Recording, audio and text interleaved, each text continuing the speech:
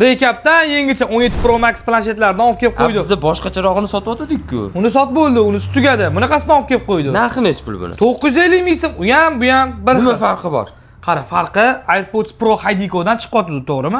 Bunisidan ham bunaqa o'zini chotki mini kolonkalar chiqyapti. Ovozlariga v общем gap bo'lishi mumkin. To'xtang. Undan tashqari mana bunaqa simli naushniklar ham chiqyapti. To'xtang. Bitta obzor qilib qoling shuni. Ketdi. Bu ko'rib turgan planshetinglar oldingi sotgan planshetimizdan ko'rinishi va ishlash jihatidan farq qilmaydi. Aytib o'tganimizdek, buni farqi komplektdan simli naushnik va mini kolonkasi chiqadi. Ishlashlari yaxshi, sensorlari plavniy. Google Play marketlari bo'ladi. Istalgan kerakli foydali programmalarni bemalol ko'chirib foydalansa bo'ladi. Kameralarga kirib o'zimiz ham tekshirib ko'rdik. O'zingizlar bitta baho berib qo'ying. Planshetga oid hamma kerakli informatsiyalarni korobkasining orqasiga yozib qo'ygan. Bemalol skrinshot qilib ko'rib olsanglar bo'ladi. Eng muhimi sim kartalar ketadi. Emaillar registratsiya qilingan. Bemalol telefonda gaplashsanglar ham bo'ladi. Endi ichidan chiqadigan sovg'alar bilan tanishib o'tamiz. O'zidan shunaqa qalin, mustahkam chexoli, ingichkagina qop-qora chiroyli klaviaturasi, mishkasi, sensor boshqarish uchun ruchkasi, zaryadkasi, simli naushnigi, mini kolonkasi va USB klaviaturasi Bluetoothdan ulanadi. O'zimiz ulab ishlatib ko'rdik. Ishlashini o'zingizlar bitta ko'rishingiz mumkin. Chotki yozilyapti. Hamma joyi zo'r. Agarda sizlarga ham shunaqa planshetlar kerak bo'lsa, bemalol bizga murojaat qilinglar. O'zbekiston viloyatlariga va shahar ichida dastavkamiz bor.